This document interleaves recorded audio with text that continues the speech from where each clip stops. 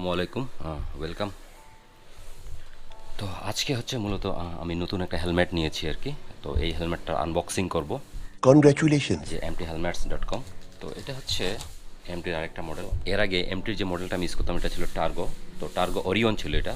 তো এটা হচ্ছে টার্গো শেল এবং সলিড ব্ল্যাক, এই যে টার্গো প্রো শেল আর কি। তো সলিড A1 ক্লোজ ব্ল্যাক। তো এটা একটু দেখাই। তো প্রথমে আমরা একটু দেশি স্টাইলে ছিঁড়ে ফেলি এটা, এই যে। আর এটা অবভিয়াসলি ফেক আনবক্সিং, কারণ আমি আর আগে একবার খুলছি এটা। তো ভিডিওর জন্য জাস্ট আরেকবার খুলে দেখাচ্ছি। তো ভিতরে আর কিছু নেই, একটু সাইড করে রাখি এটা। তো প্রথমেই তাহলে দেখতে পাচ্ছি একটা পাউচ পাচ্ছি, আমরা সুন্দর ব্যাগ পাচ্ছি আর কি হেলমেটটার সাথে, যেখানে এমটির ব্র্যান্ডিং আছে। খুলে ফেলি।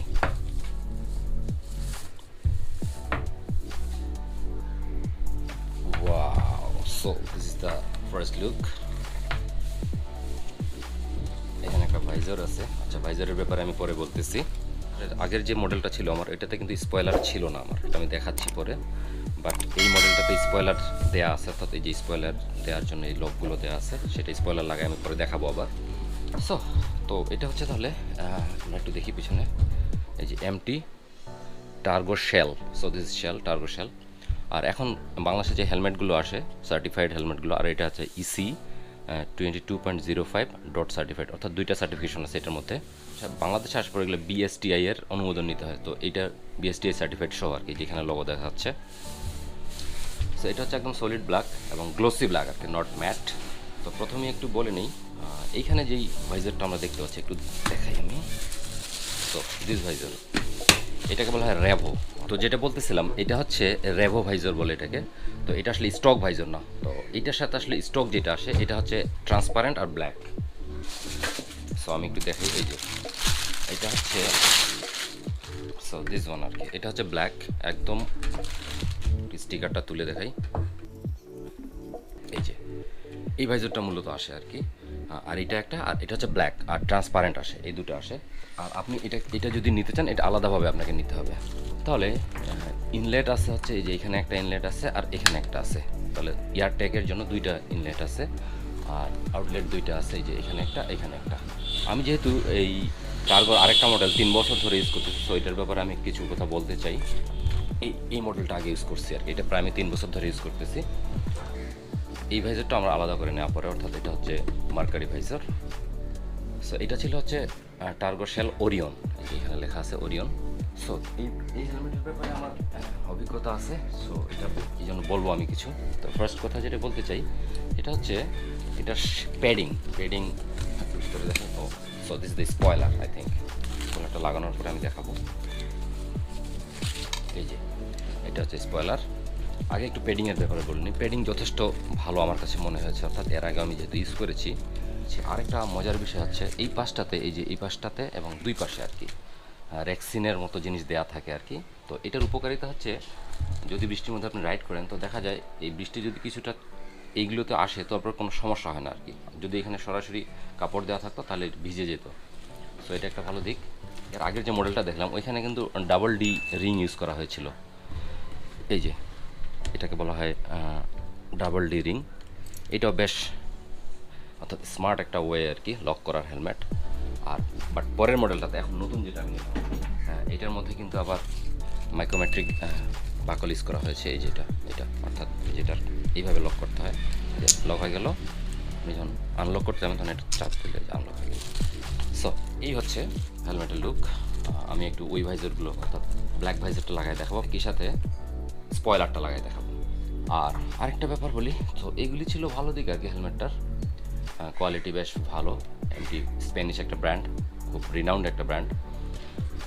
আর আরেকটা আমি যেটা প্রবলেম মনে হয়েছে আমার কাছে, সেটা হচ্ছে যখন আমি হেলমেটটা পরে রাইড করি, বিশেষ করে 80-90 উপরে যখন চলে যায় আর কি, তখন কিন্তু কিছুটা উইন্ড নয়েজ পাওয়া যায়। তো এই বিষয়টা একটু খারাপ লাগে আমার। এছাড়া ভাইজরের যেহেতু স্ক্র্যাচ প্রুফ ভাইজর এইগুলি, সুতরাং খুব সহজে দাগ পড়ে না আর কি এগুলিতে। এবার আসছে একটু প্রাইসের ব্যাপারে।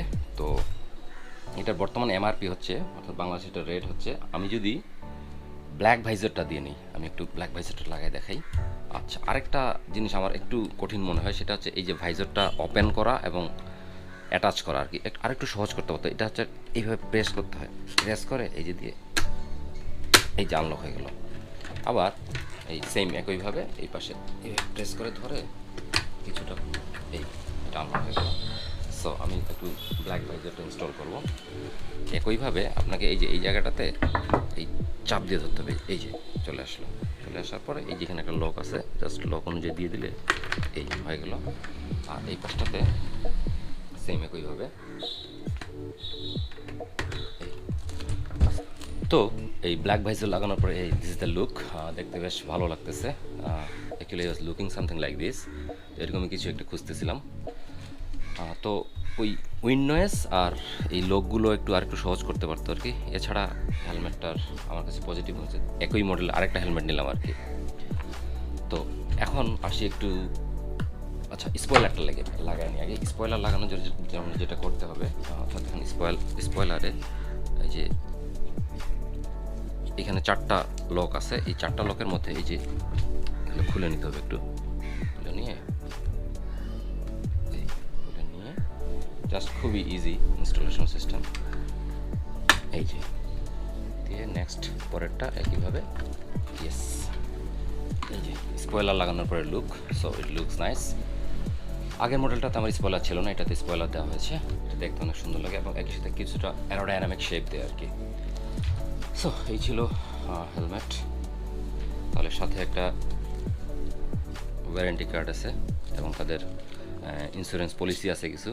ইন্স্যুরেন্স পলিসিটা একজাক্টলি কি আমি জানি না, পড়তে হবে। আর এখানে যে তাদের কাগজ আছে, কিছু ম্যানুয়াল আছে যেটা ইউজলেস, আমরা কেউ পড়ি না। তো এখন একটু আসি প্রাইসের ব্যাপারে। আপনি যদি এই স্টক যেটা আর কি ব্ল্যাকটা অথবা ট্রান্সপারেন্ট যেটা, এইটা দিয়ে যদি হেলমেটটা নেন তাহলে 8,500 টাকা দাম এটার।